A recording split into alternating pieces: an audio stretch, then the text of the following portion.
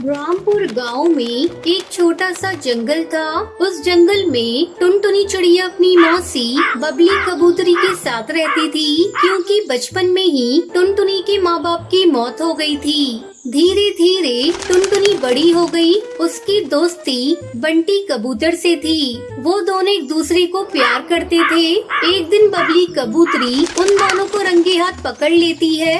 अरे करमजली, इसी दिन के लिए मैंने तुझे पाल पोस कर बड़ा किया था। अच्छा होता अगर तू भी अपने माँ बाप के साथ मर गई होती। कम से कम मुझे ये दिन तो नहीं देखना पड़ता। आने दे तेरे मौसा जी को, मैं आज ही उनसे कहती हूँ तेरे लिए कोई रिश्ता देखने को। हम जल्द ही तेरी शादी करके तुझे ससुराल विदा कर देंगे। तेरा क्या, अगर किसी दिन तू इस लफंगे बंटी के साथ भाग गई तो मेरी नाक कट जाएगी। आज के बाद से तेरा घर से बाहर निकलना बंद।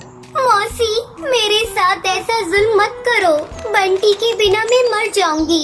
हम दोनों एक दूसरे से बहुत प्यार करते हैं। बबली कबूतरी टुनटुनी की एक नहीं सुनती और उसे घोंसले में बंद कर देती है। इस घटना के कुछ ही दिनों बाद टुनटुनी की शादी एक गरीब परिवार में हो जाती है। उसका पति कालू कौआ मजदूरी करता था। टुनटुनी से अपनी किस्मत समझकर ससुराल में खुशी खुशी रहने लगती है। एक दिन उसकी सास टूनी चिड़िया उसके पास आती है। अरे बहू, अपने सारे गहने मुझे दे दे। इसे बेचकर मैं तेरी नंद की शादी करूंगी। लेकिन माँ जी, ये गहने तो मेरी माँ की निशानी है। इन्हें मैं आपको नहीं दूंगी। बस बहू, आज तो तूने जुबान चला ली, आगे से मत चलाना। चुपचाप जितना कहा है उतना करो, नहीं तो आज ही मैं तुझे काट कर फेंक दूंगी। किसी को पता भी नहीं चलेगा। डर के मारे टुनटुनी अपने सारे गहने अपनी सास को दे देती है। इस तरह कई महीने गुजर जाते हैं और टुनटुनी 2 बेटियों की माँ बन जाती है। एक दिन वो अपने पति से कहती है, सुनो जी, मुझसे घर का काम अकेले नहीं होता। माँ जी दोनों बेटियों को संभालती भी नहीं, केवल बैठी रहती है। जरा उनसे कह दो या तो मेरे साथ घर के कामों में हाथ बटाए या मेरी दोनों बेटियों को थोड़ी देर के लिए संभाल ले। क्यों रे करमजली, मेरे बेटे को भड़का रही है? बेटियों का बहाना करके खुद आराम करना चाहती है। इतना कहकर टूनी चिड़िया टुनटुनी से लड़ाई करने लगती है। अब तो रोज रोज लड़ाइयाँ होने लगती हैं। तंग आकर एक दिन टुनटुनी अपनी बेटियों के साथ अपने ससुराल को छोड़ देती है। भटकते भटकते वो एक नदी किनारे पहुँचती है। वहाँ वो देखती है कि कई पक्षी चूड़ी बेच रही थी। बहन, मैं भी चूड़ी बेचना चाहती हूँ। अगर आप मुझे भी चूड़ी बेचने का काम दिलवा दे तो आपकी मुझ पर बड़ी कृपा होगी। ठीक है बहन, ये लो चूड़ियाँ, तुम भी बेचो। जो भी मुनाफा होगा उसमें हम दोनों आधा आधा बांट लेंगे। उस दिन से टुनटुनी चूड़ी बेचने लगती है। चूड़ियाँ ले लो, रंग बिरंगी चूड़ियाँ ले लो। आओ आओ, ये देखो मेरे पास बहुत ही सुंदर सुंदर चूड़ियाँ हैं। ऐसा करो, तुम मुझे ये लाल वाली चूड़ियाँ दे दो। टुनटुनी चिड़िया उस पक्षी को चूड़ी दे देती है। टुनटुनी के अच्छे व्यवहार के कारण बहुत सारे पक्षी उससे चूड़ी खरीदती हैं। हरी काकी, ये लो पैसे, मैंने सारी चूड़ियाँ बेच दी। आपने मुसीबत में मेरी बहुत मदद की है। बस मेरी एक मदद और कर दीजिए। मेरे रहने की कोई व्यवस्था हो जाती तो बहुत अच्छा होता। बस इतनी सी बात, तो चल मेरे साथ, आज से हम सब एक साथ रहेंगे। आपका बहुत बहुत धन्यवाद हरी काकी, जो आपने हमारी इतनी मदद की। इस बेरहम दुनिया में कोई किसी की इतनी मदद नहीं करता। उस दिन के बाद से टुनटुनी चिड़िया अपनी बेटियों के साथ हरी काकी के घर में खुशी खुशी रहने लगती है।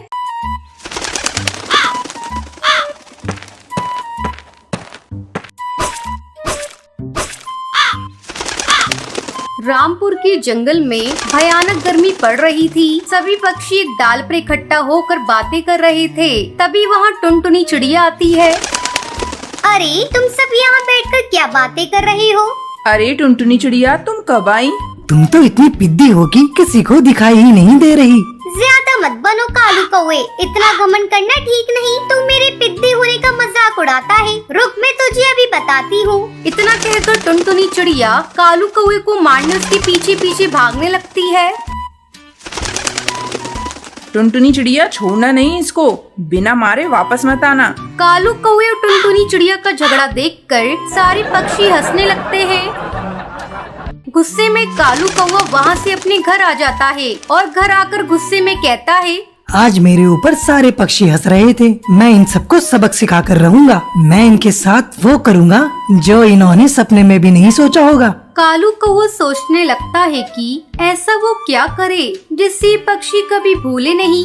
वो टेबल पर पड़ी कैंची उठा लेता है और वहाँ से चल देता है। वो चुपचाप टुनटुनी चिड़िया के घर जाता है। उस समय टुनटुनी चिड़िया आराम से सो रही थी। चुपके से कालू कौवा टुनटुनी चिड़िया के पास जाता है और उसके पंख काट देता है।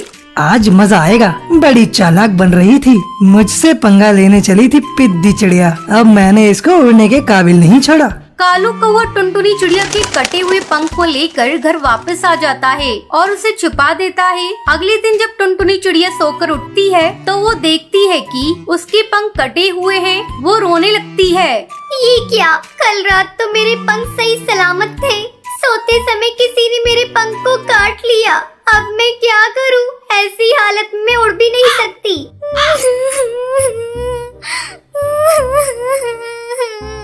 उसी रात कालू कौवा हरी तोती के भी घर जाता है और उसके भी पंख काट डालता है। इस तरह कालू कौवा एक एक करके उन सभी पक्षियों के पंख काट डालता है जो उस पे हंस रहे थे। बड़े चले थे मेरी हंसी उड़ाने। इनका पंख काटकर मैंने इनकी सारी हेकड़ी निकाल दी। इनके कटे पंख देखकर मेरा कलेजा ठंडा हो गया। वहीं दूसरी तरफ पूरे जंगल में हड़कंप मच जाता है। अरे टूनी चिड़िया, तूने कुछ सुना? कल रात किसी ने पक्षियों के पंख काट डाले। हाँ बबली कबूतरी, ऐसी खबर तो मैंने भी सुनी है। ऐसा लगता है कोई इन पक्षियों से बदला ले रहा है। खैर छोड़ो, हमें इन पक्षियों की चलकर मदद करनी चाहिए। बेचारे बिना पंख के उड़ भी नहीं सकते। चलो चलकर इन पक्षियों के भोजन की व्यवस्था करते हैं। ऐसा कहकर टूनी चिड़िया और बबली कबूतरी टुनटुनी चिड़िया के घर जाती है।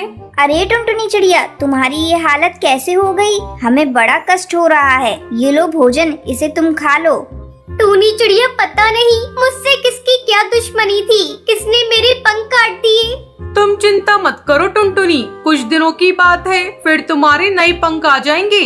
उसके बाद टूनी चिड़िया और बबली कबूतरी सभी पक्षियों के घर जाती है और उन्हें भोजन देती है। पक्षियों की हालत देखकर टूनी चिड़िया बहुत दुखी थी। वो दुखी मन से कालू कौवे के घर भी जाती है।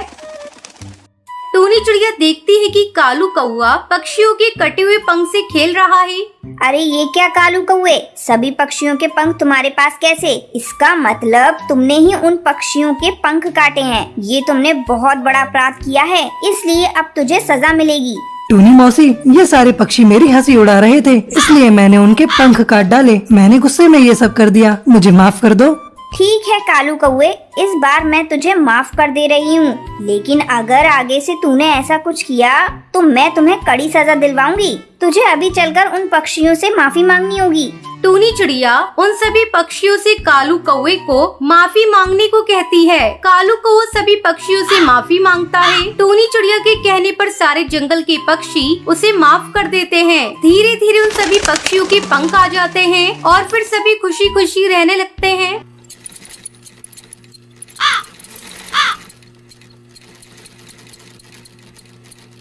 सुंदरवन जंगल में टुनटुनी चिड़िया अपनी माँ टूनी चिड़िया के साथ रहती थी। टुनटुनी चिड़िया को बचपन से ही सिलाई करने का बहुत शौक था। जब भी उसे समय मिलता वो अपनी माँ की सिलाई मशीन निकाल कर उस पे सिलाई करने लगती। माँ, ये देखो ना, मैंने कितनी अच्छी फ्रॉक सिली है।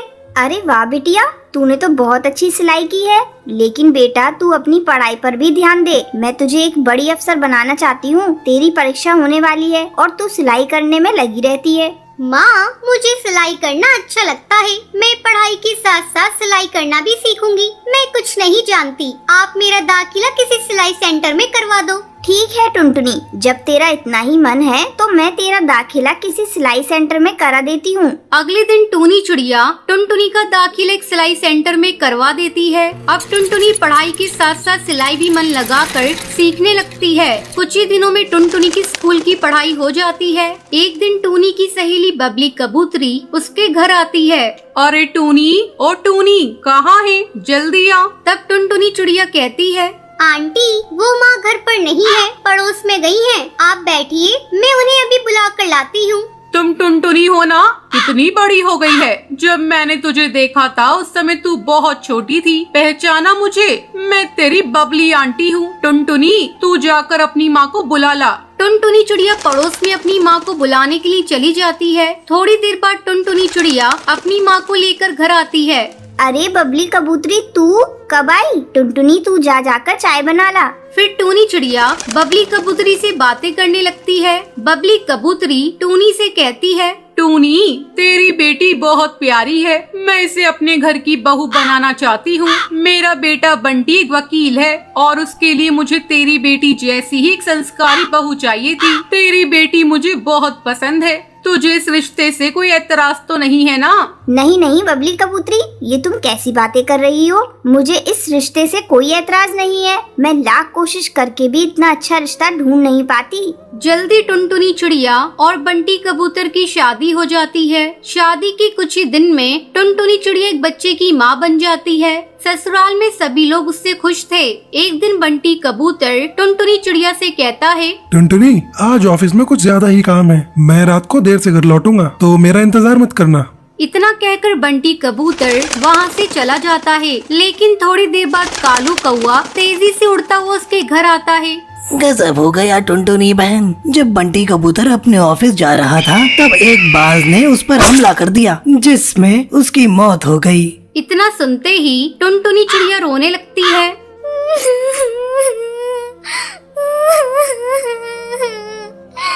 माँ जी, ये सब क्या हो गया माँ जी? बंटी कबूतर के बिना भी ये घर कैसे चलेगा? टुनटुनी, तू हिम्मत मत हार बेटा। ऊपर वाले की मर्जी के आगे किसी की नहीं चलती। इस तरह कुछ दिन गुजर जाते हैं। टुनटुनी चिड़िया अपना दुख भुलाकर सिलाई का काम करना शुरू कर देती है। आस पड़ोस के पक्षी उसके पास अपने कपड़े सिलवाने के लिए आने लगते हैं। एक दिन हरी काकी उससे कहती है, टुनटुनी, तू तो इतनी अच्छी दर्जी है, इसके बारे में तो मुझे पता ही नहीं था। कम पैसों में बहुत अच्छे कपड़े सिल देती है। तू ऐसा कर, अपना एक बुटीक खोल ले। हाँ काकी, आपका सुझाव बहुत अच्छा है। मैं जल्दी ही अपना बुटीक खोलूंगी, लेकिन इसके लिए पहले मैं माँ जी से इजाजत लूंगी। हरी काकी के जाने के बाद टुनटुनी चिड़िया अपनी सास से बुटीक खोलने की इजाजत मांगती है। माँ जी, क्यों ना मैं अपना एक बुटीक खोल लूं? इससे अच्छी कमाई हो जाएगी। ठीक है टुनटुनी, तुझे जो अच्छा लगे वो कर। तू अपने बुटीक का अच्छे से काम कर, मैं तेरे बच्चे को संभाल लूंगी। जल्द ही टुनटुनी चिड़िया अपना बुटीक खोल लेती है। अब उसकी कमाई पहले से दुगनी हो गई थी। इस तरह टुनटुनी चिड़िया खुशी खुशी अपनी जिंदगी बिताने लगती है।